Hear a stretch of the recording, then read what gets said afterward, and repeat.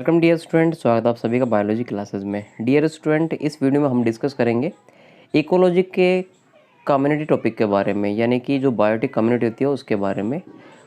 सबसे पहले हम इसकी डेफिनेशन बात करेंगे और फिर इसके बाद में कुछ इनके इंपॉर्टेंट जो पॉइंट होते हैं उनके बारे में डिस्कस करेंगे। डेफिनेशन की बात करें तो यहाँ पर कम्युनिटी को हम बोलते हैं बायोटा और बायोसिनोसिस भी बोलते हैं, यानी कि is the group of organism that live together and interact with each other within an environment या habitat। यानी कि ऑर्गेनिज्म का एक ऐसा ग्रुप जो कि साथ साथ रहता है, इंटरेक्ट करता है, ठीक है, अपने एनवायरनमेंट में, तो उसे हम बोलते हैं कम्युनिटी या फिर बायोटिक कम्युनिटी। इसकी जो हिंदी में डेफिनेशन है वो हमने नोट्स में इंक्लूड कर रखी है। यदि आप नोट्स को पढ़ते हो, ठीक है, तो इसमें आपको क्लियरली समझ में आ जाएगा कि डेफिनेशन क्या है। इसको हम एक डायग्राम से समझने का ट्राई करते हैं। यानी कि हमारे पास में एक ऑर्गेनिज्म है, ठीक है, वो ऑर्गेनिज्म आपस में मिलते हैं और एक पॉपुलेशन का निर्माण कर लेते हैं। पॉपुलेशंस फिर आपस में मिलती हैं और एक कम्युनिटी का निर्माण कर लेती हैं। कम्युनिटीज मिलकर के एक इकोसिस्टम को बना लेती हैं और इकोसिस्टम से फिर क्या बन जाता है, बायोम बन जाता है।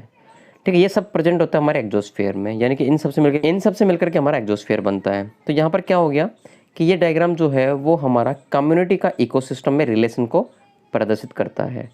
नेक्स्ट टॉपिक आता है कंसेप्ट ऑफ कम्युनिटी, यानी कि कम्युनिटी का कंसेप्ट क्या होगा।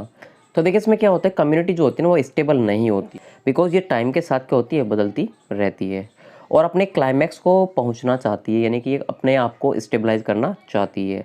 इस प्रोसेस को अपन सक्सेशन भी कहते हैं, यानी कि अनुक्रमण भी कहते हैं। ठीक है, अब बात आती है सक्सेशन की कि सक्सेशन क्या होता है। तो भाई समय के साथ होने वाला कम्युनिटी में जो परिवर्तन होता है, समय सक्सेशन कहते हैं या अनुक्रमण कहते हैं। देखिए सक्सेशन का टॉपिक जो है वो आपके बॉटनी में भी है और जूलॉजी में भी है। तो यहाँ पर जो कम्युनिटीज़ होती है उनकी सीमाएं क्या क्या होती हैं, या फिर हम बोल सकते हैं सक्सेशन जो होता है उसकी सीमाएं क्या क्या होती है। फर्स्ट टॉपिक की बात करते हैं यहाँ पर समुदाय की सीमाओं की। कम्युनिटी की कोई निश्चित सीमा नहीं होती है, मतलब फिक्स तो है नहीं क्राइटेरिया इसका कि इसकी बाउंड्री इतनी होगी। जैसे कि यहाँ पर दिया गया है, एक फॉरेस्ट है मान लीजिए, ठीक है, वो फॉरेस्ट जहाँ तक फैला हुआ है, ठीक है, वहाँ तक उसकी क्या है, बाउंड्री है। ऐसे तालाब है जहाँ तक फैला है, लास्ट उसका पार्ट जो होगा उसकी बाउंड्री कहलाएगी।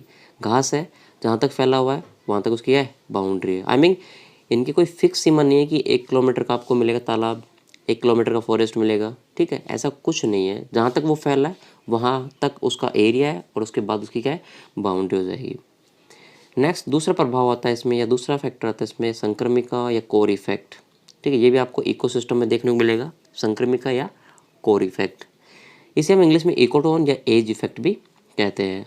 अब होता क्या है, अगर अपन इकोटोन की बात करें तो दो कम्युनिटीज होती हैं एक एरिया में, राइट, दो कम्युनिटी होती हैं एक एरिया में, ठीक है, जो कि परस्पर आपस में क्या होती है, इंटरेक्ट करती हैं। यानी कि दोनों का एरिया जो होता है ना वो कुछ दूसरे में चला जाता है और कुछ पार्ट जो होता है उसका दूसरे में आ जाता है। तो इसमें क्या होता है कि ऐसे कंडीशन में जो यहाँ पर आपको बीच के एनिमल मिलेंगे जो कि दोनों के क्षेत्र में रहने वाले होते हैं यहाँ पर, ठीक है, ये एक अलग प्रकार का, या फिर बोल सकते हैं दोनों के मिक्स का जो बिहेव है वो शो करेंगे। ठीक है, इस प्रभाव को बोलते हैं अपन क्या, एज इफेक्ट, और इस एरिया को बोलते हैं जो कि दोनों कम्युनिटी के बीच का है, उस एरिया को बोलते हैं इकोटोन। क्लियर है, यानी कि यहाँ पर दे रखा है हैबिटेट ए, यहाँ पर ए वाले में क्या दे रखा है, हैबिटेट ए एनिमल्स दे रखे हैं, यहाँ पर आपको हैबिटेट बी मिलेंगे और बीच में आपको दोनों का मिक्सअप मिलेगा। तो दोनों का मिक्सअप जो है वो यहाँ पर एज इफेक्ट हो गया, इसका एरिया जो है वो क्या हो जाएगा, इकोटोन हो जाएगा। नेक्स्ट साइज ऑफ कम्युनिटी की बात करी जाए तो साइज ऑफ कम्युनिटी क्या होता है। देखिए साइज भी कम्युनिटी का कोई फिक्स नहीं होता है, ठीक है, जैसे एक लकड़ी का टुकड़ा होता है ना, उसके अकॉर्डिंग लकड़ी के टुकड़े में बहुत सारे बैक्टीरिया होते हैं, लेकिन जो बैक्टीरिया है उनको कोई फिक्स नहीं है कितने जुड़े होंगे। ऐसे ही जो लकड़ी होती है उसका भी नहीं पता कि वो जो फॉरेस्ट में है वो कितनी सारी लकड़ियाँ होंगी। तो वन से जुड़ा हुआ एक एग्जाम्पल है जिसमें लकड़ी आती है।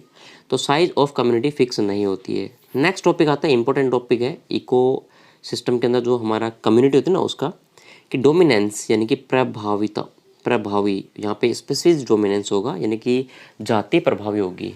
अब स्पेसिस डोमिनेंस मतलब क्या होता है कि देखिए एक कम्युनिटी के अंदर अलग अलग टाइप के क्या होते हैं, पेड़ों की जातियाँ होती है, अलग टाइप की एनिमल की जातियाँ होती हैं, तो उनमें से किसका डोमिनेंस रहने वाला है। तो यहाँ पर स्पष्ट कहा गया है कि वो स्पेसीज जो सर्वाधिक होती है, जिसका ज़्यादा बहुमत होता है, ठीक है, या फिर जिसका जैव भार होता है वो ज़्यादा होता है, वो स्पेसीज यहाँ पे डोमिनेंस हो जाएगी। जैसे कि मैं यहाँ पर एक एग्जांपल की बात करूँ कि एक फॉरेस्ट है, ठीक है, जिस फॉरेस्ट के अंदर बहुत सारे प्रकार के पेड़ हैं, लेकिन सर्वाधिक पेड़ जो हैं वो पाइन के पेड़ हैं, यानी कि चीड़ के पेड़ हैं।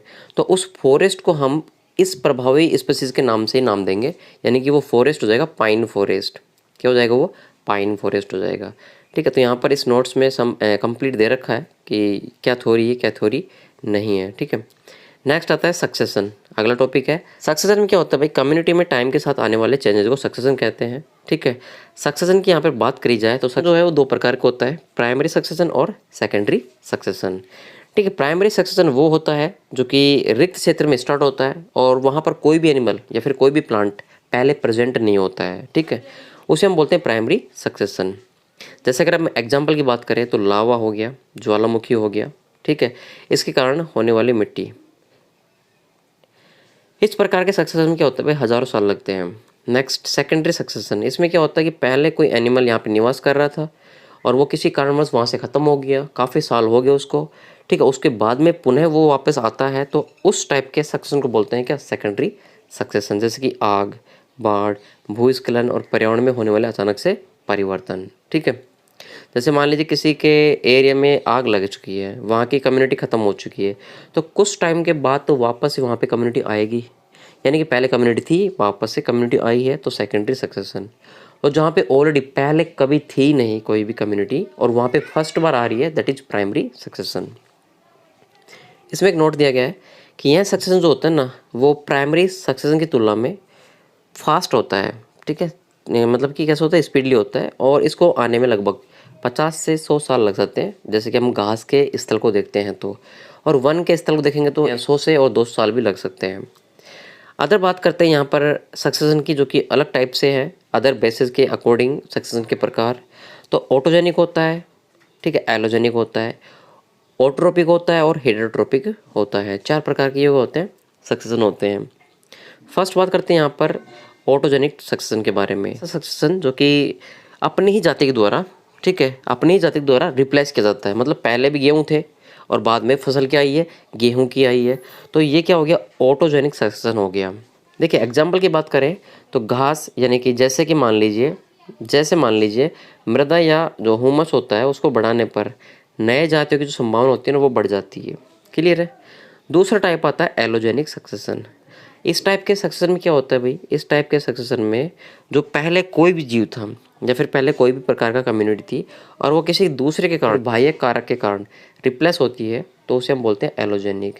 इसमें आग हो सकता है, बाढ़ हो सकती है। ठीक है, देखिए नेक्स्ट टाइप आता है पोषण और ऊर्जा के आधार पर सक्सेशन के प्रकार, पोषण और एनर्जी। तो यहाँ पर पहला होता है ऑटोट्रोपिक यानी कि समपोषी सक्सेशन, और दूसरा होता है हेटेरोट्रोपिक यानी कि विषमपोषी सक्सेशन। इसमें क्या होता है कि वह सक्सेशन जो अपने हैं, मतलब स्वपोषी प्रभावी जीव कण क्या होते हैं, रिप्लेस होते हैं, तो वो कहलाता है ऑटोट्रोपिक सक्सेशन। दूसरे क्या होता है हेटेरोट्रोपिक। इसमें क्या होता है, ये इनऑर्गेनिक मैटर से तो शुरू होता है, ठीक है, और अपने ही द्वारा क्या होता है, रिप्लेस होता है, अतः इसे हेटेरोट्रोपिक सक्सेशन कहते हैं।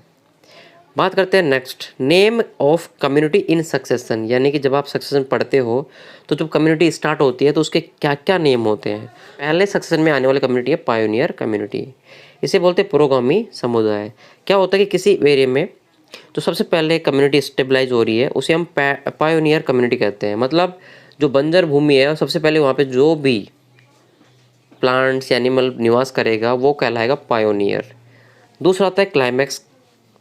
क्लाइमैक्स क्या होता है, अंतिम व स्थायी, यानी कि जो सबसे लास्ट में, मतलब कि कम्युनिटी पूरी डेवलप हो चुकी है और लास्ट का कौन है, वो यहाँ पर क्या होगा, क्लाइमैक्स कम्युनिटी कहलाएगा। नेक्स्ट आती है सेरल स्टेज।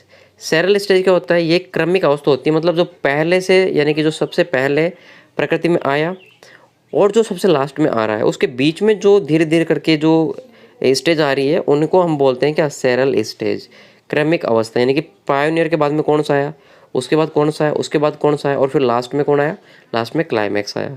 तो ये बीच के क्या हो गए, कंप्लीट सेरल स्टेज हो गए। सेरे क्या होते हैं, जो बीच में आने वाली स्टेज होती है, एक अकेली स्टेज होती है, उसे बोलते हैं सेरे। ठीक है, यहाँ पर दिया गया है कि भाई सेरे जो होते हैं वो कई प्रकार के होते हैं। जैसे कि मान लीजिए स्वच्छ जल में होने वाला जो सक्सेशन है उसे हम बोलते हैं हाइड्रोसेरे, लवणीय जल में होने वाले को बोलते हैं होलोसेरे, और अम्लीय जल में होने वाले सक्सेशन को बोलते हैं ऑक्जेलोसेरे। नेक्स्ट टॉपिक आता है प्रोसेस ऑफ सक्सेशन, कि भाई सक्सेशन जो है वो किस प्रकार से पूरा होता है। सक्सेशन को कंप्लीट होने के लिए बहुत सारे सेरे कंप्लीट करने पड़ते हैं, जैसे कि सबसे पहले आता है न्यूडेशन, माइग्रेशन, एसेसिस और aggression, competition and coaction, reaction and stabilize climax. यानी कि बंजर भूमि का सबसे पहले क्या होगा, निर्माण होगा, फिर क्या होगा, वहाँ पर आक्रमण होगा, अर्थात वहाँ पर कोई भी एक जाति आकर के निवास करेगी, उसके साथ में कोई दूसरी आएगी, फिर तीसरी आएगी, फिर चौथी आएगी, तो ये आपस में एक दूसरे पर करेंगे, अटैक करेंगे खुद के सर्वाइवल के लिए। फिर क्या होगा, प्रवसन होगा, यानी कि वो अपना आप को स्टेबलाइज करेंगी। फिर नयावास होगा, फिर उनका समूहन होगा, ग्रुप बनेगा, फिर आपस में उनके बीच में प्रतिस्पर्धा होगी, और बाद में उसके बीच में क्या होगी, इंटरेक्शन होगा, प्रतिक्रिया होगी या रिएक्शन होगी, और फिर बाद में जो लास्ट में जाकर के रिएक्शन होने के बाद में जो बचता है दैट इज स्टेबलाइज क्लाइमैक्स। ठीक है, ये सारे टॉपिक जो है वो आपको इस प्रकार से मिल जाएंगे, हैंड रिटन नोट्स यहाँ पे दिए गए हैं आपको। ठीक है, आप इसमें पढ़ोगे तो इजीली आपको समझ में आ जाएगा। जैसे कि न्यूडेशन है, सक्सेशन की पहली स्टेप या पहला पद जो होता है वो न्यूडेशन होता है। ये प्राकृतिक और कृत्रिम कारणों से प्रकट होता है, जैसे कि अपरदन हो गया, जमाव हो गया, वायु हो गया, जल हो गया आदि। दूसरा होता है माइग्रेशन, जिसे बोलते हैं इन्वेशन। इसमें क्या होता है, बंजर भूमि में अनेक बीज जो होते हैं वो माइग्रेशन करके पहुंचते हैं, और यह क्रिया जो होती है वो वायु, जल आदि के प्रभाव से होती है। एक बंजर भूमि पर आने वाला सबसे पहला जो पौधा होता है वो अग्रणीय पादप कहलाता है, यानी कि पायोनियर कहलाता है, जो हमने पहले भी डिस्कस किया है। नेक्स्ट टॉपिक आता है तीसरा प्रोसेस का, एसेसिस, यानी कि ये ऐसा प्रोसेस होता है जिसमें माइग्रेशन करने के बाद एक जाति अपने आप को बंजर भूमि पर स्टेबलाइज कर लेती है, इसे एसेसिस कहते हैं, मतलब सर्वाइव करना। नेक्स्ट एग्रेशन, यानी कि जब पौधे, ठीक है, माइग्रेशन करने के बाद में अपने आप को यहाँ पर स्टेबलाइज कर लेते हैं, तो उनके बीज अंकुरित होते हैं और उनसे फिर उसी प्रकार के जीव और उत्पन्न होते हैं, तो इसे बोलते हैं एग्रेशन। नेक्स्ट, यहाँ पर जो आपने स्टार्टिंग में पढ़ा है, ठीक है, स्टार्टिंग में जो आपने पढ़ा है 3 पॉइंट, माइग्रेशन, एसेशन और एग्रेशन, इन तीनों को मिला के बोलते हैं इन्वेशन, यानी कि आक्रमण करना। इसके बाद क्या होता है, कंपटीशन एंड कोएक्शन होता है, यानी कि आपस में क्या होगा, कंपटीशन रहेगा। एक सीमित स्थान पर एक जाति के सदस्यों की संख्या जब अधिक हो जाती है तो इनके बीच में भोजन के लिए, स्थान के लिए, आवास के लिए आदि कामों के लिए प्रतिस्पर्धा बढ़ जाती है, जिसके कारण क्या होता है, एक पौधा दूसरे पौधे पर क्या करता है, अपना प्रभाव दिखाता है, इसे हम कोएक्शन कहते हैं। नेक्स्ट, रिएक्शन क्या होती है, सक्सेशन जो होता है ना उसकी क्रिया की सबसे इम्पोर्टेंट जो स्टेज होती है ना वो रिएक्शन ही होती है, अर्थात एक स्थान पर रहने वाले जीव जो होते हैं वो भौतिक पर्यावरण में परिवर्तन लाते हैं और इस क्रिया को बोलते हैं क्या, रिएक्शन। इस क्रिया में क्या होता है, जो सॉइल होती है, वाटर होता है, प्रकाश होता है आदि की स्थिति में क्या आता है, बदलाव आता है। नेक्स्ट, रिएक्शन के बाद में होता है स्टेबलाइज क्लाइमैक्स, यानी कि सक्सेशन का ये लास्ट पॉइंट है, इसके बाद में हमारा सक्सेशन कंप्लीट हो जाएगा। तो इसमें क्या होता है, सक्सेशन का अंतिम पद क्लाइमैक्स होता है, अर्थात इसमें जीव या जातियाँ पूर्ण स्थिर होने लगती हैं और अपने आप को स्टेबलाइज कर लेती हैं। इसके बाद क्या होता है, स्थिति ऐसी आती है कि ये जीव या पादप अपने आप को पूर्ण स्थिर कर लेते हैं और दूसरे पादप होते हैं ना वो इनको हटा नहीं सकते, तो बोलते हैं इनको क्लाइमैक्स स्टेबलाइजेशन। इनका प्रोसेस आप देखेंगे तो इस प्रकार से होता है, पहले न्यूडेशन होता है, इन्वेशन होता है, एसेसिव होता है, फिर एग्रेशन होता है, फिर कंपटीशन, फिर रिएक्शन और फिर क्या होता है, कंप्लीट क्लाइमैक्स स्टेबलाइजेशन होता है। इस प्रकार से सक्सेशन की क्रिया जो होती है वो कंप्लीट हो जाती है। ऐसे ही आपको बॉटनी में पढ़ना पड़ता है टाइप्स ऑफ सक्सेशन बॉटनी में, तो यहाँ पर हाइड्रोस्फीयर है, हेरोस्फीयर है और मीजोस्फीयर है। ठीक है, तो इस प्रकार से हमने यहाँ पर जूलॉजी के जो कम्युनिटी थी, सक्सेशन था, उनको डिस्कस कर लिया है।